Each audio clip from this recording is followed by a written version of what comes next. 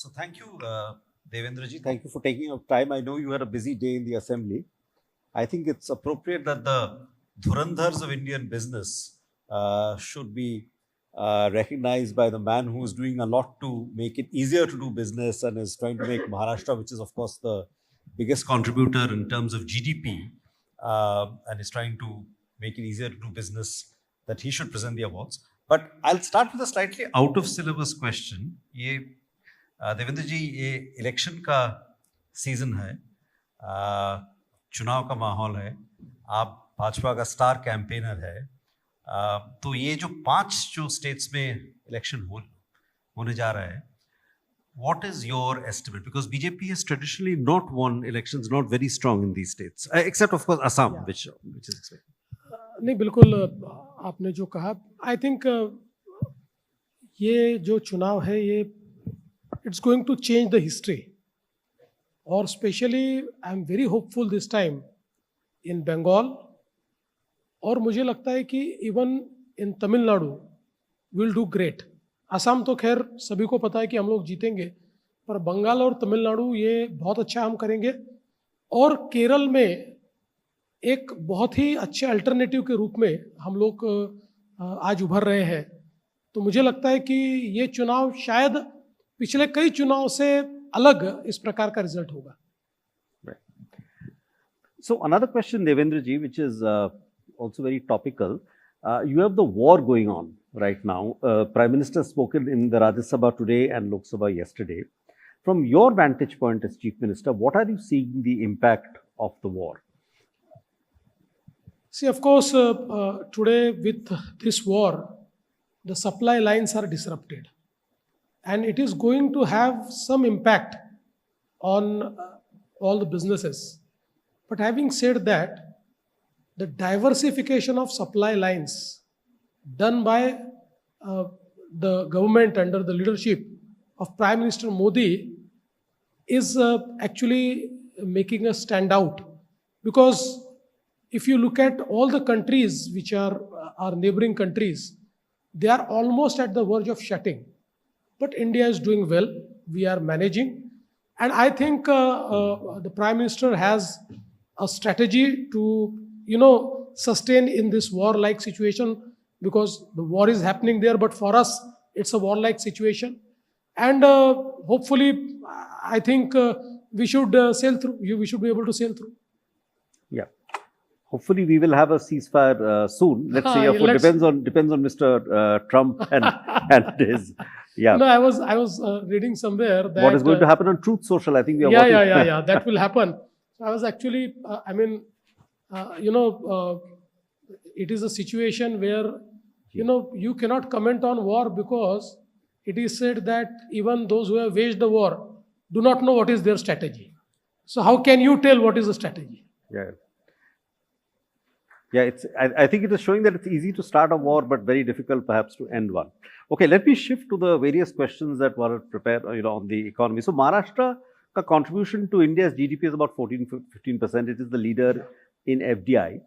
But it is also facing significant challenges, let's say from states like your neighboring state, Gujarat, Tamil Nadu, Karnataka. So what is the X factor in Maharashtra? What is the X factor jiske wajah se companies should come to Maharashtra, both Indian? I'll tell you 2-3 things. Of course, there was a time when there were only 2-3 states which were competing, like Maharashtra was there, Gujarat was there, Tamil Nadu was there. Today, there are at least 10 states which are competing and which are fairly doing well. And I think that is good for our country. So we believe in competitive federalism, and our Prime Minister believes in competitive federalism. Having said that, I would say that Maharashtra stands out because, as you have rightly said, that it has a manufacturing prowess. It has been the leader in manufacturing sector for a long time. We are continuing to do that. We are Fintech capital. We are startup capital. Now, you know that, if you look at the Startup India report, out of all startups that are existent in India, we account for the largest number. So, we are the startup capital. Just to emphasize that, many times people say Bangalore is a startup capital, Hyderabad is a startup capital. So to them, I would like to tell them that no, Maharashtra is a startup capital by absolute numbers and also by absolute investment, not just by numbers. We also account for, largest number of unicorns. And I think we stand out in terms of, the entire ecosystem which is created. See, we have best of the human resource, we have best of the engineers, we have, best of the technocrats. Technology-wise, we are much ahead. There is a very good work culture. I mean, look at the work culture in Maharashtra. People mean business here. And we, as a government, we have, we are trying to, bring a lot of ease of doing business, because we understand that ease of doing business and cost of doing business are two things which, if the government works more, then investments are going to come. And that is why I think we have such a great ecosystem. We have many plug and play parks where actually we are immediately giving land to the people. So there are cases where we have closed deals in 24 hours, 36 hours, have allotted land, have given them offer letters. And I think this work culture, this ecosystem is something which is our X factor. In fact, Maharashtra, I think, has emerged as a major center for the data center industry. It is I think Navi Mumbai is emerging as a major hub of data centers and all that. Absolutely. I think now we are the data center capital of India. And right now, the data center capacity, which is actually working capacity, which is created in India, is about 1.5 gigawatt. Out of that, more than 1 gigawatt sits in the state of Maharashtra. And today, huge investments in data center are coming to Maharashtra. We have closed deals worth 8 lakh crores and about 9 gigawatts of data center capacity. And let me tell you now, everybody is competing to bring the investments in data center. But the biggest thing for data center is power. And Maharashtra is one state which is right now power surplus. We have actually implemented our plan for resource adequacy in energy sector. We have plans of being, energy surplus in 2030, in 2035. We are accounted for all the energies that will go into data center. And at the same time, we are also going through energy transition. So by 2030, in fact, we will be 52% renewable. By 2035, we will be 65% renewable. And I must tell you that, let's say, our assessment is that this new Mumbai, Thane and all this area, which is now our data center hub, will require 5,000 megawatt, 5 gigawatt power in, let's say, next 5 years. We are ready. We are ready with it. And even I know that people at some point of time will ask for green power. We are also ready with the green power. So I think we are the only state which can actually fulfill the power demand for data center. Others are signing, but they don't have power. Okay. But one sector where perhaps Maharashtra has not done so well is semiconductors. You have big investments in Gujarat, to some extent in Noida, Assam. When can we expect to see a semiconductor facility in Maharashtra? It has become some kind of a prestige. Let me tell you, Ji. See, when we look at the semiconductor investments and fab investments, mostly we look at the industries which have come out of India semiconductor policy. We have not been very fortunate to have something from India semiconductor policy. Right. But look at the private sector. Now Maharashtra is leader in OSAT and ATMP. The huge ecosystem of OSAT and ATMP is created in Maharashtra. The companies like RRP, what they have created is the best in India. And this capacity is actually enhancing at a pace where we'll be leader. So I think, as you know, that ATMP and OSAT is one of the most important process in semiconductor ecosystem. That process we have championed in Maharashtra. And soon, in fact, we have already entered into a MOU with Tower Semiconductor, whereby they will be investing around 83,000 crore in a fab facility. They have not started as yet, but land is identified. We have entered into MOU. So soon that facility will also come in state of Maharashtra. So let me just shift to the softer side. I think one of your एक बड़ा initiative is India's orange economy, which is focusing on the creative industries, on culture and digital content. What kind of investments are you expecting there?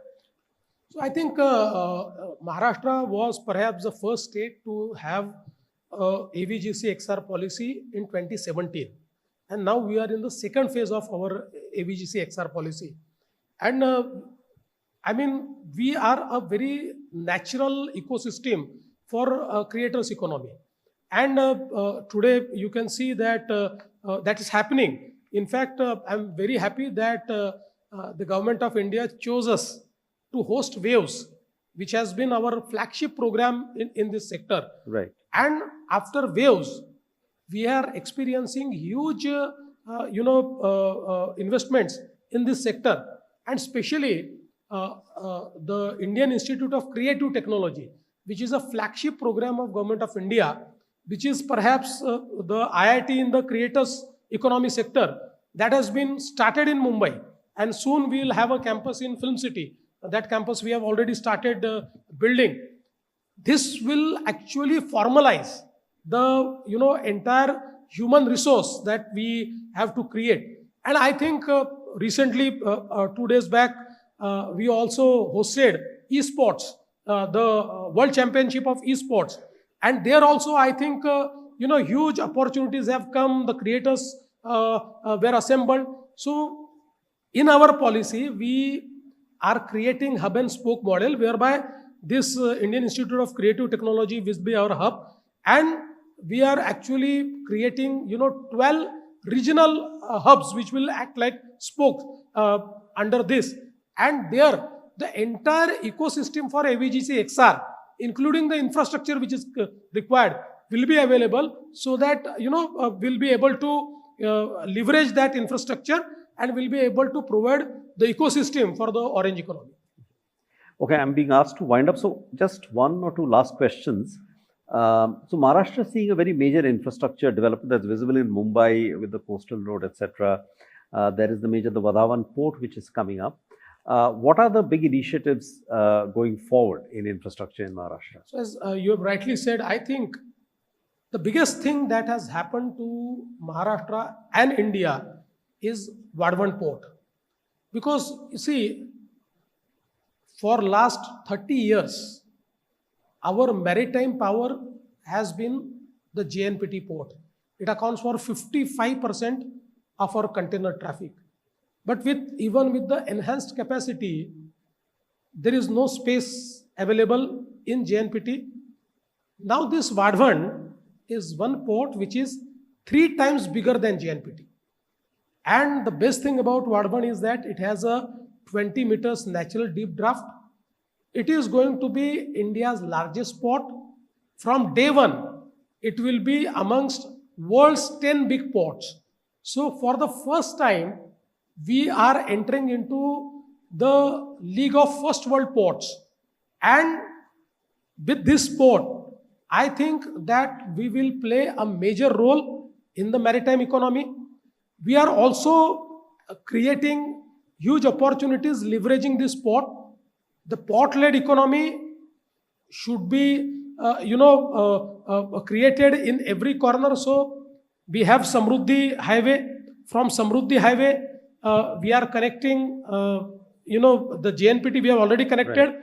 Now we are also connecting the Vadvan port with the Samrudi Highway.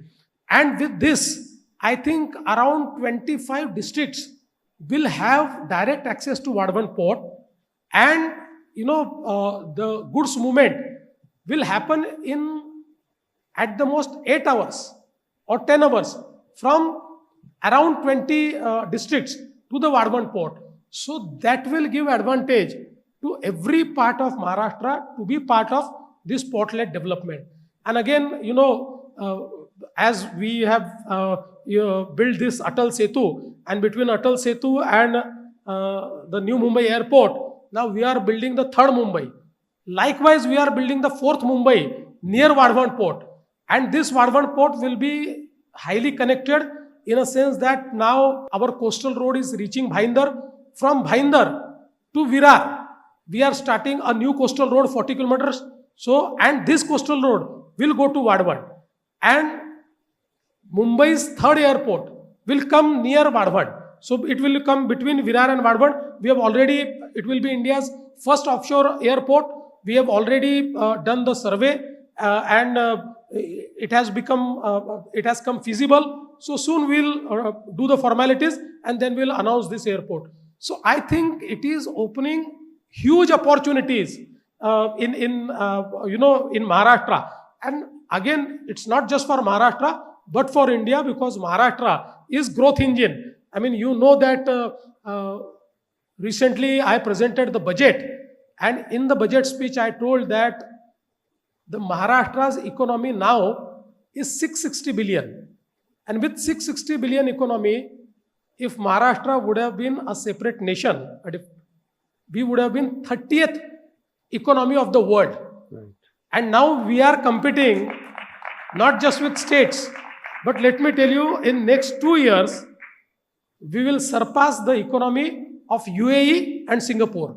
So wow. That is our, strategy in Maharashtra. And I think for that, our strategy has always been, infrastructure-led growth, port-led development, and policy-led industrialization. I think you should, I don't know whether you are benchmarking yourself with Vietnam or Indonesia, these kind of countries. For yes. I think you should be doing that. Okay, so just, just on last question, let me ask you, historically in Maharashtra, there have been some issues, for example, with land acquisition and those kind of issues. For example, the Ratnagiri refinery project proposed by Saudi Aramco did not come up. Any progress on that? And generally on land acquisition, it has sometimes been difficult to acquire land in Maharashtra compared to some. It is many times difficult, but let me tell you, Ratnagiri refinery is the only project where we have failed in land acquisition.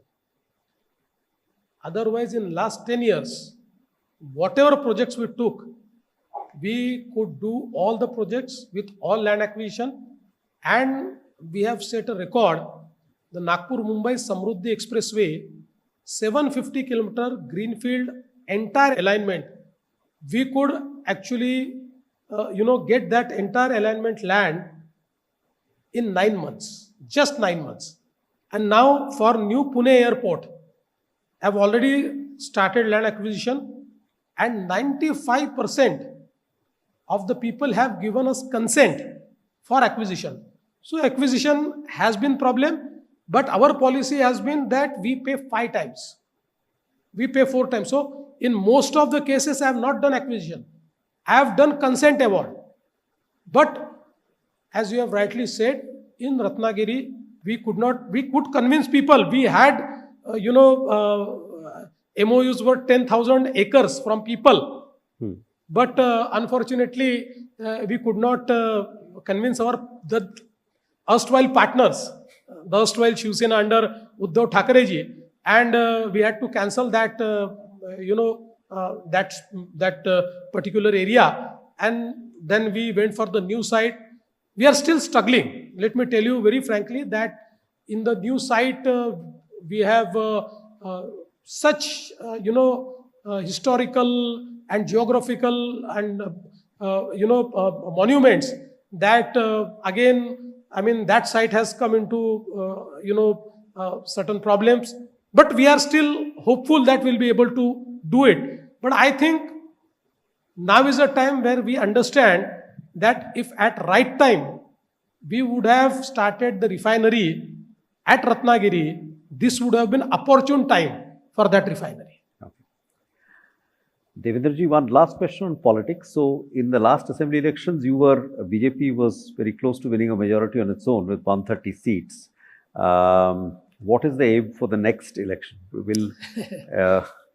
Will you need allies in 2029? See, the aim for next election is again to win and come back to power, because so many projects we have started, and we've seen that for around 2.5 years when we were out of power, all projects were standstill, and there was huge cost overrun, time overrun, everything.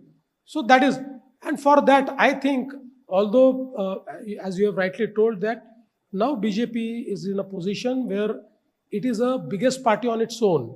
We are near the majority mark. But I think we still believe that our friends are very important for us. They are very precious for us. So even in 2029, we will have our alliance and we'll go to the elections with our alliance partners. Devendra ji, thank you very much.